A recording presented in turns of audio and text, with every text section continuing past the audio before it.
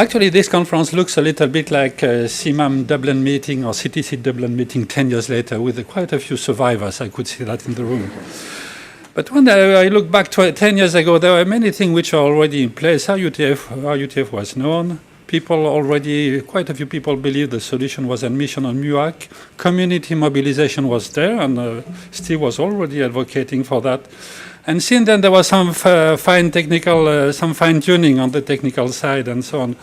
But the main thing we learned over the last 10 years is that it works. 10 years ago, there was a lot of dispute around that. And those who were in favor of treating children out of the hospital were treated as baby killers 10 years ago.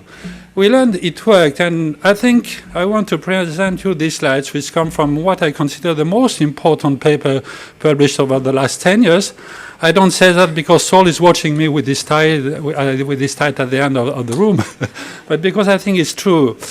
First, he showed that the NGO-run program, he made a comparison between NGO-run program and government-run program, and what he showed is that the treatment success were more or less the same, which means quite high. Transferring what we knew for 10 years ago that it worked in NGOs' hands, but we showed, what Saul showed is that it works as well in government programs.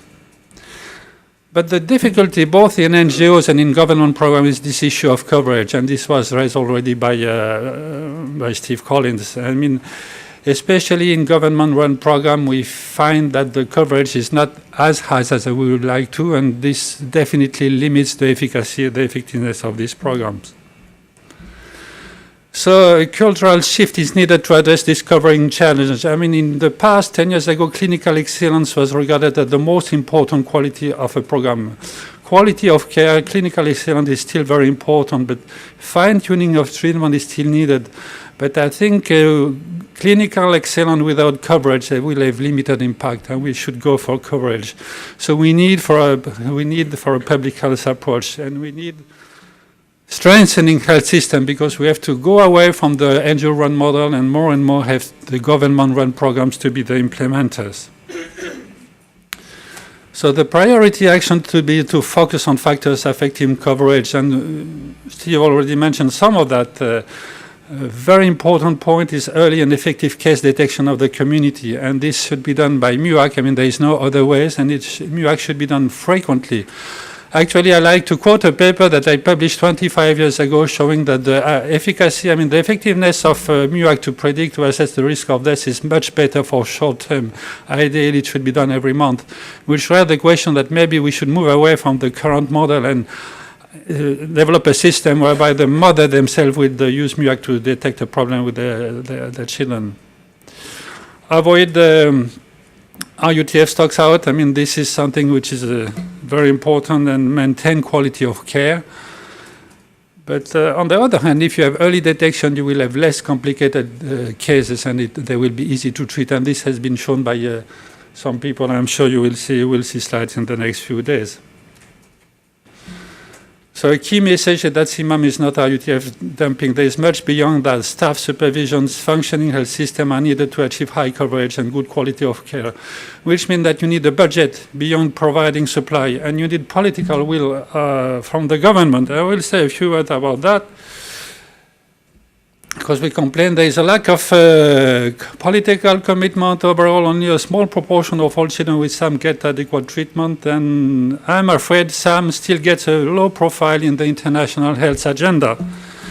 And for that, I copied and passed. I'm not sure if you can see that very well. But the UN recently developed global nutrition targets for 2025. It's a 14-page document, and there are only two lines about SAM treatment. You can imagine. 2 lines, and so it's very difficult to develop a plan from 2 lines. And I think it's a failure of all of us because, this document was approved by the World Health Assembly, which is the supreme body in decision-making in WHO. The World Health Assembly is run by country delegates who approve resolutions. There are 194 delegations.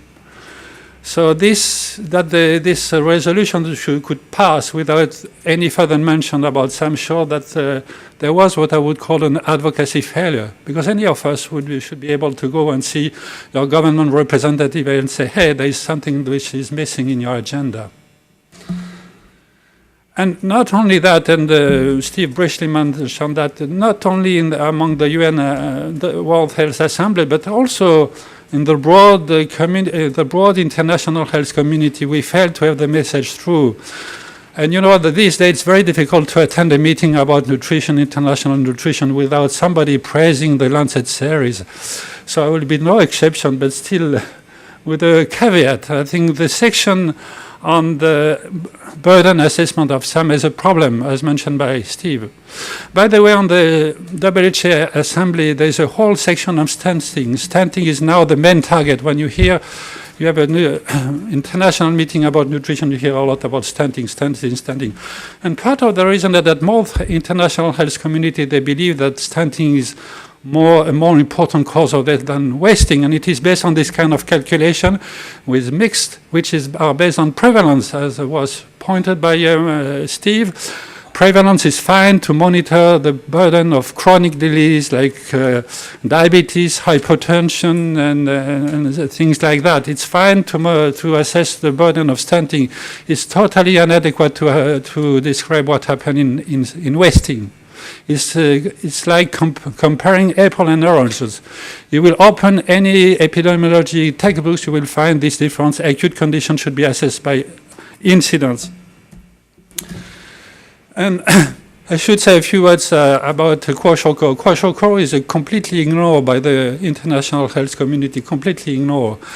We don't know where it occurs. This is a map. I see the Mark is leaving. This is a map which has been drawn by Mark Mayat, just at the end of the room, trying to attempt to describe where kwashiorkor takes place. Obviously, there are hundreds of thousands of children who get edematous malnutrition every year, but we don't hear about them. They have no voice.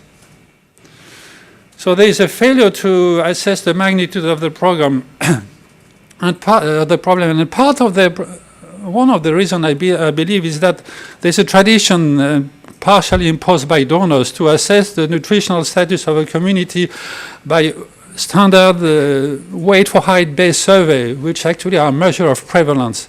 And until we educate the donors, and until we convince ourselves that incidences should be measured, not prevalence, we will run into a problem. And incidence can be measured only by repeated surveys, or it can be generated by program data. And this can be, I believe, this can be done only by frequent MUAC measures. And I like to show this map, which goes back from the Biafra War. Some of you were not born at that time, but it was a terrible time. And you can see this is a report, 7,000 children were measured in 1 month. Nobody is able to do that anymore with a perfect mapping of where the problem takes place. We are not able to do that anymore because of this emphasis of standard weight for height survey, which deliver prevalence data, not incidence. Well, we were told when we were briefed for this session, what did I to say? What we learn over the last 20 years? I said 20 years. I could have told 40s. What I learned over the last 40 years is that we live in a very conservative world.